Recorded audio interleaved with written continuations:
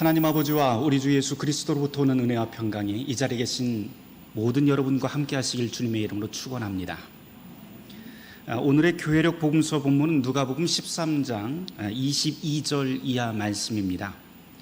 각 성, 각 마을을 두루 다니며 가르치시던 예수님의 일행이 이제 예루살렘 성에 가까이 오게 됩니다. 그때 일어난 일이죠. 어떤 사람이 예수님께 갑자기 나타나더니 예수님, 구원을 받는 자가 정말 적습니까? 라고 그렇게 묻습니다. 그런데 이제부터 좀 특이한 것은 주님이 이 질문한 이 사람에게 직접 답을 주지 않았다고 하는 점입니다. 여러분들이 누가복음 13장 23절을 확인해 보시면 알겠지만 어떤 사람이 물었는데 예수님께서는 그들에게 답하셨다라고 되어 있습니다. 여기서 그들이라고 하는 것은 예수님 앞에 있던 모든 사람들을 뜻하겠죠. 근데 참 이상해요. 왜 예수님께서는 한 사람이 질문을 했는데 모든 사람에게 답을 하셨을까요? 그 이유는 지금 이 사람이 질문한 이 구원의 문제라고 하는 것은 단순히 한 개인의 관심사가 아니라 모든 사람들의 궁극적인 관심사이기 때문입니다. 그래서 예수님께서는 모두에게 설명할 필요가 있어서 이렇게 말씀을 합니다. 오늘 함께 묵상할 본문은 상당히 매우 짤막하지만 사실은 그 내용은 단순하지 않고 지금 이 자리에서의 우리가 어떻게 살아야 될지, 또 세상 끝날 일어날 구원은 무엇인지 그런 내용들을 모두 다 포괄하고 있습니다. 이제 어떤 이야기가 펼쳐지는지 함께 성경을 펼쳐서 여러분들이 확인해 보시기를 바랍니다. 오늘 본문을 좀 자세히 여러분들이 지금이라도 눈으로라도 좀 훑어왔으면 좋겠어요. 그러면 여기는 여러 가지 참 많은 문제들이 있는 것을 아주 쉽게 확인할 수가 있습니다. 어떤 사람이 구원의 문제를 물었을 때 예수님께서 답을 해주시는데 좁은 문으로 들어가기를 힘쓰라라고 이렇게 말씀을 하십니다. 그러면 상식적으로 생각할 때 이 좁은 문이 무엇인지 그 다음에 좀 설명이 쭉 나와야 될 텐데 이어지는 내용은 전혀 그렇지가 않지요. 24절부터 이어지는 내용을 여러분들이 확인해 보시면 거기에는 문을 안 열어주는 주인 이야기가 나옵니다. 이게 28절까지 내용이고요. 그 다음 29절, 30절 말씀에서는 먼저 된 자 나중되고 나중된 자 먼저 될 수도 있다라고 하는 그런 말씀을 해주십니다. 근데 이 세 개의 이야기가 나란히 좀 잘 이어져서 논리적으로 연결되어야 될 텐데 전혀 이어지지도 않고 개연성도 없는 것 같습니다. 심지어 좀 심각하게 이야기를 하면, 극단적으로 이야기하면 예수님의 이 말씀이 굉장히 생뚱맞아요. 도대체 좁은 문은 무엇이고 이런 생뚱맞은 줄거리로 예수님은 우리에게 무슨 말씀을 하고 싶었던 걸까요? 이럴 때는 성경이 성경을 해석한다라고 했던 종교학자 루터의 말을 떠올려 보면 좋을 것 같습니다. 그래서 우리가 성경을 읽다가 난해한 본문이나 난해한 말씀을 만나게 되면 그 앞뒤 문맥도 좀 살펴보고 또 그 성경과 같은 이야기들이 혹시나 다른 곳에 있는지 찾아보면 우리가 성경을 이해하는 데 굉장한 도움이 됩니다. 오늘 우리가 읽은 이 누가복음 13장의 이 말씀도 같은데요. 굉장히 난해한 것 같지만 이 내용과 거의 비슷한 내용들이 다른 복음서에서 우리가 찾을 수 있는데요. 마태복음 19장 16절에서부터 30절 말씀에 거의 비슷한 이야기가 여기에 나와 있습니다. 누가복음 13장과 마태복음 19장을 그래서 여러분들이 좀 비교해서 읽으면 참 좋을 것 같습니다. 어찌 보면은 한눈에 보면은 서로 줄거리가 달라서 전혀 상관이 없는 것 같지만 결정적으로 비슷한 내용들이 여기에 몇 가지가 숨겨져 있는데요. 예를 든다면 이 두 이야기 모두 다 어떤 한 사람이 예수님께 질문하는 것으로 시작이 됩니다. 마태복음 19장에서는 주여, 어떻게 하면 내가 영생을 얻을 수 있습니까? 라고 하는 질문으로 한 부자 청년이 질문을 던지고요. 누가복음 13장에서는 바로 우리가 보듯이 바로 이런 구원의 문제로 시작합니다. 그 후에 전개되는 그 방식을 보면 조금 다릅니다만 두 복음서 모두 다 마지막 구절이 30절인데요. 이 30절 말씀은 완전히 똑같습니다. 먼저 된 자 나중되고 나중된 자 먼저 된다라고 하는 말씀이 마태복음과 누가복음 모두 30절에 나오고 있습니다. 그렇게 보면 이 두 본문은 다 똑같은 하나의 사건을 두고 서로 다른 눈으로 쳐다보면서 기록한 본문이라고 볼 수가 있겠죠. 그래서 우리는 이 두 개의 복음서 본문을 서로 이렇게 보충하면서 읽어보는 것도 굉장히 도움이 될 것 같습니다. 여러분들 이 둘을 다 읽어보시면 좀 특이한 것 하나를 발견하실 수 있어요. 그것은 뭐냐면 마태복음 19장을 읽어보면 우리가 잘 아는 속담 같은 이야기가 하나 나오는데요, 누가복음에는 없는 게 하나 나옵니다. 그게 뭐냐면 낙타와 바늘귀 이야기가 마태복음 19장 24절 말씀에 나옵니다. 우선 그 이야기부터 좀 해야겠어요. 예수님이 그런 말씀을 하시죠. 낙타가 바늘귀로 들어가는 게 부자가 천국 들어가는 것보다도 쉽다라고 말씀을 해주십니다. 그러니까 부자가 천국 들어가는 게 불가능하다가 아니고 낙타가 바늘귀로 들어가는 게 더 어렵다라고, 그게 더 쉽다라고 말씀을 해주십니다. 이 구절을 두고 굉장히 많은 다양한 해석들이 있어요. 가장 일반적인 해석은 부자가 천국 들어가는 게 어렵다라고 하는 말을 하기 위해서 예수님께서 좀 과장되게 설명을 하신 과장된 비유법이다라고 보는 것이고, 또 다른 해석은 원래 여기에 낙타라고 번역되어 있는 이 말이 사실은 오역된 건데 원래는 밧줄이라고 하는 카밀로스라고는 헬라어를 갖다가 옮기다가 한 사람이 잘못 적어서 철자 하나를 잘못 적어서 카밀로스를 카멜로스로 적는 바람에 밧줄이 뭐가 됐다? 낙타가 되었다, 이렇게 해석하는 분들도 있습니다. 다시 말해서 원래 성경은 부자가 천국 들어가기는 바늘구멍에 밧줄 넣기보다 어렵다라고 하는 뜻이 이렇게 변했다라고 하는 것입니다. 다양한 해석 가운데 가장 흥미로운 것은 이제부터 이야기인데요, 예수님이 낙타와 바늘귀를 말씀하실 때 이 바늘귀라고 하는 것은 우리가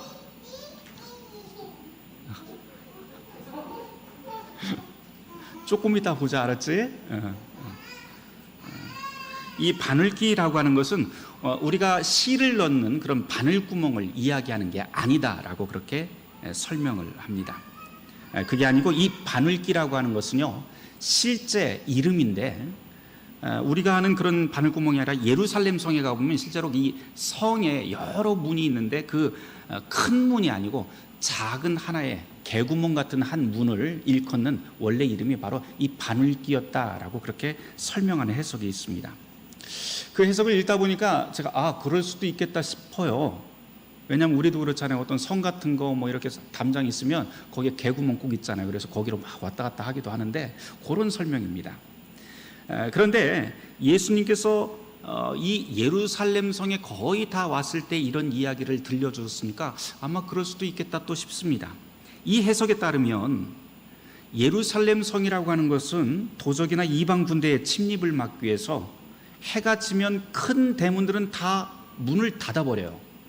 그리고는 늦게라도 바깥에서 들어오는 주민이라든지 상인들을 위해서 작은 문 하나를 열어놓는데 그 크기가 평방 한 1m 정도의 아주 작은 문이라고 합니다.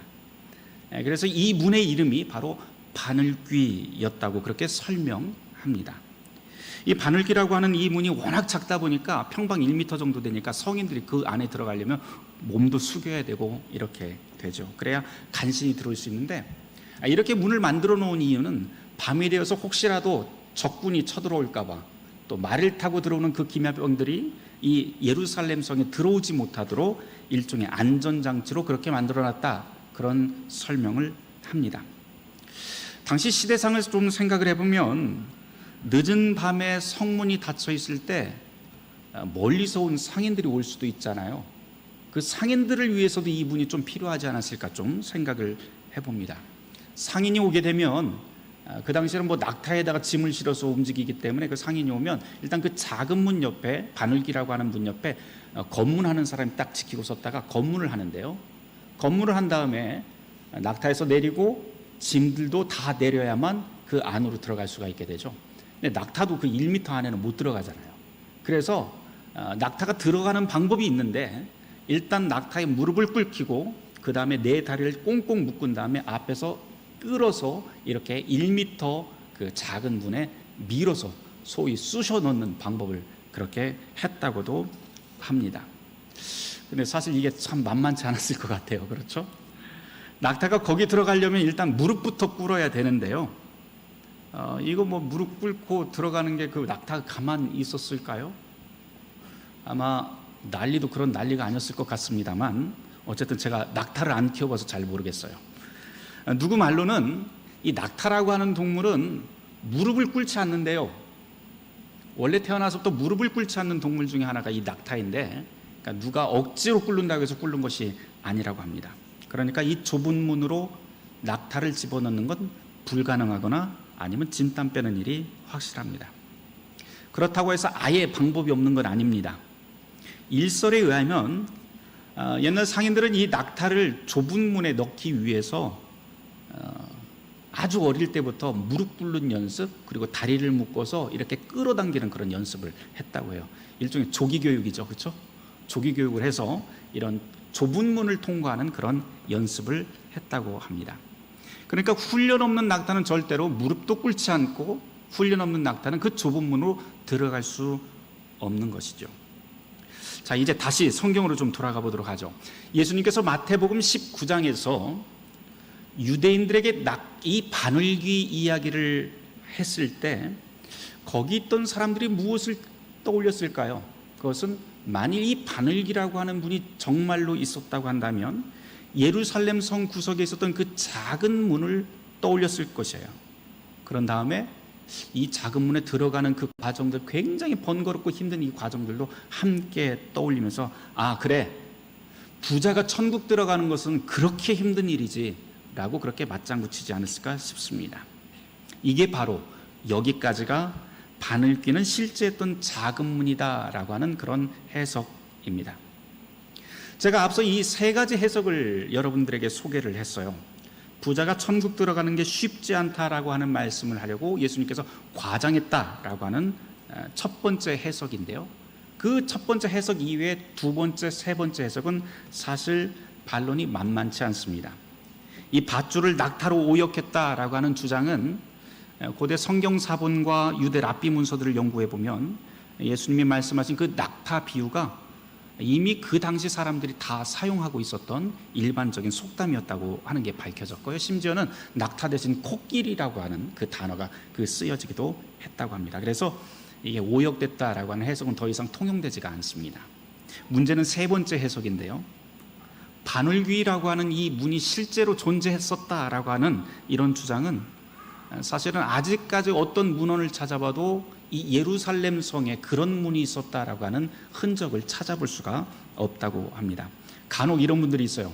내가 예루살렘 성지순례 갔다 왔는데 라고 하면서 말씀하시는 분들이 있어요. 거기 갔던 관광 여행 가이드가 여기가 그 바늘귀라고, 마태복음 19장에 나오는 바늘귀라고 이야기를 했는데, 목사님 무슨 이야기입니까? 라고 그렇게 말씀하시는 분들이 있습니다. 그런데 여러분, 그 여행 가이드들이 말하는 게 다 100% 옳은 진리는 아닙니다. 아직까지 확인되지 않은 거니까요. 그냥 믿거나 말거나 재미있는 이야기였구나 정도로 넘기시면 될 것 같습니다. 다시 돌아가죠. 우리의 관심은 오늘 교회력 복음서 본문인 누가복음 13장 좁은 문, 이것이 무엇이냐입니다. 제가 앞서서 마태복음 19장과 함께 비교해서 읽어보면 좋겠다라고 말씀을 드렸는데요. 그렇게 본다면 이 누가복음 13장에 나와 있는 이 좁은 문이라고 하는 것은 마태복음에서 어쩌면 바늘귀의 다른 이름일 수도 있겠다 싶습니다. 그것이 실제로 있든 없든 간에 큰 문제는 아닙니다. 왜냐하면 둘 다 그 의미는 똑같이 통하기 때문입니다. 예수님께서는 우리에게 좁은 문으로 들어가기를 힘써라 라고 말씀을 하십니다. 그 문으로 들어가는 게 낙타를 쑤셔 넣듯 번거롭고 어려워서 이런 말씀을 하는 게 아닙니다. 오히려 여기서는 좁은 문, 이 좁은 문의 반대말이 무엇인지 우리가 먼저 좀 생각을 해봐야 돼요. 좁은 문의 반대는 무엇이에요? 큰 문, 넓은 문입니다. 뭐 어린아이들도 다 아는 상식이죠. 그런데 이 큰 문, 이 1세기에 예수님께서 이 말씀을 하실 당시에 유대인들이 생각하는 큰 문은 도대체 어디 있고 좁은 문은 도대체 어디 있었을까요? 이게 바로 가장 큰 핵심적인 주제가 될 것 같습니다. 큰 문이라고 하는 것은 언제나 큰 대로를 가다가 맨 마지막에 나타나는 문입니다. 작은 문은 좁은 길을 가다가 나타나는 것이 좁은 문입니다. 1세기 예수님 당시로 생각해 보면 큰 대로가 나타나는 곳은 어디예요? 큰 대로가 뚫려서 맨 마지막에 나타나는 곳은 바로 대제국인 로마입니다. 황제의 나라, 문명의 나라, 권력의 나라, 그곳이 바로 큰 길을 천천히 걷다 보면 만나는 넓은 문, 즉 로마 제국으로 통하는 문이 바로 큰 문입니다. 그런데 예수님은 이 큰 문이 아니라 작은 길, 좁은 문, 바늘귀, 이곳을 들어가기를 힘쓰라라고 가르칩니다. 이 좁은 문은 제국의 반대편, 황제가 통치하는 나라가 아닌 하나님이 통치하는 나라입니다. 예수님은 여기 들어가길 힘쓰라고 말씀을 하는데요, 이곳은 집주인인 하나님이 한 번 문을 닫으면 결코 들어올 수 없고 슬피 울며 이를 갈고 후에도 통하지 않는, 열리지 않는 그러한 나라입니다. 마지막 때가 되면 온 사방에서 산 자와 죽은 자가 모두 다 일어나서 그분의 잔치에 참여하게 될 것입니다. 그때가 되면 혈통이나 성별, 부와 가난, 지혜, 유무, 서열, 이런 것과 상관없이 먼저 된 자가 나중될 수도 있고 나중된 자가 맨 앞자리를 차지할 수도 있게 됩니다. 왜냐하면 그때 시작할 그 나라는 모든 시간과 모든 공간, 모든 물질과 모든 영을 한 손에 쥔 주님이 모든 것을 심판하며 새로운 세계를, 새 창조를 하시는 그러한 때이기 때문입니다. 주님의 그때가 되면 누군가에게는 공포와 파국의 순간이 될 것이고 또 누군가에게는 영광과 은혜의 시간이 될 것입니다. 주님은 바로 이렇게 마지막 날 일어날 사건을 가르치려고 이 누가복음 13장을 우리에게 들려주시는 겁니다. 그러면서 여러분들이 누가복음 13장을 읽어보시면 1절에서 또 무슨 이야기가 나오면 회개에 대한 이야기가 나옵니다. 그래서 예수님께서는 회개를 선포하고 여러 가지 비유를 통해서 하나님 나라가 무엇인지 우리에게 들려주십니다. 그런 다음 하시는 말씀이 좁은 문, 그것은 넓고 편한 제국의 길에선 만날 수 없는 문을 우리에게 들려주십니다. 이 문은 오직 하나님의 뜻을 따라서 주님의 길을 걸어가야만 할 때, 걸어갈 때만 만날 수 있는 문이 바로 예수님께서 말씀하시는 이 좁은 문입니다. 좁고 불편한 길, 좁은 문이기 때문에 누군가의 눈에는 바보 같은 여정으로 그 길을 가는 사람들이 보일 수 있습니다. 하지만 십자가의 눈, 하나님의 눈으로 본다면 이 좁은 길, 이 좁은 길은 참으로 복되고 영광스러운 그 나라로 들어가는 유일한 길로 보이게 됩니다. 이것을 우리는 신앙의 삶이라고 그렇게 부르죠. 좁은 문으로 들어가길 힘쓰라 라고 하는 이 오늘의 이 복음서 말씀이 사실은 오늘 함께 우리가 축하해야 될 유아 세례와 참 잘 어울리는 것 같습니다. 우리는 세례를 통해서 십계명, 사도신조, 주기도로 우리의 일상을 채우고 늘 성서를 읽고 성찬으로 거룩한 사귐을 나누고 주 예수 그리스도의 날까지 경건하게 살기를 우리 모두가 서약합니다. 그렇게 세례받은 그리스도인은 욕망을 따라서 걷는 제국의 삶을 거절합니다. 그리스도인은 제국의 삶에 숨겨진 좁은 길, 좁은 문을 찾아 걸어가는 사람들이 바로 세례받은 사람들입니다. 이 신앙의 삶은 십자가의 길이기 때문에 누군가에는 마주 바보 같고 우매한 인생으로 보입니다. 하지만 우리가 이 우매하고 이해할 수 없는 길을 갈 수 있는 이유는 같은 하나님의 이름으로 같은 세례를 받은 닮은 꼴의 사람들이 우리 곁에 있기 때문입니다. 같은 믿음, 같은 소망 가운데 서로의 곁에서 서로를 격려하며 같은 길을 우리가 함께 동행하기 때문에 우리는 거기에서 지치지 않고 쓰러져도 다시 일어나서 그 길을 걸어갈 수 있게 됩니다. 그렇게 걷는 신앙의 길 끝에 좁은 문이 보이게 될 겁니다. 그 좁은 문을 열면 거기서 주님은 당신의 약속대로 우리를 참된 빛으로, 그리고 빛나게 우리를 기쁨으로 맞아주실 것입니다. 사랑하는 성도 여러분, 신앙의 좁은 길을 함께 걸어갑시다. 세례를 통해서 우리를 부르시고 당신의 소유로 만드신 하나님께서 마지막 때에 저와 여러분을 기이한 빛 가운데 영광스러운 모습으로 받아주실 것입니다. 바라기는 이 믿음의 길을 걷는 모든 성도에게 주님의 선한 인도가 함께하길 주님의 이름으로 축원합니다. 모든 지각에 뛰어난 하나님의 평강이 그리스도 예수 안에서 우리의 마음과 생각을 지키실 것입니다. 오늘 말씀을 놓고 잠시 침묵 기도하도록 하겠습니다.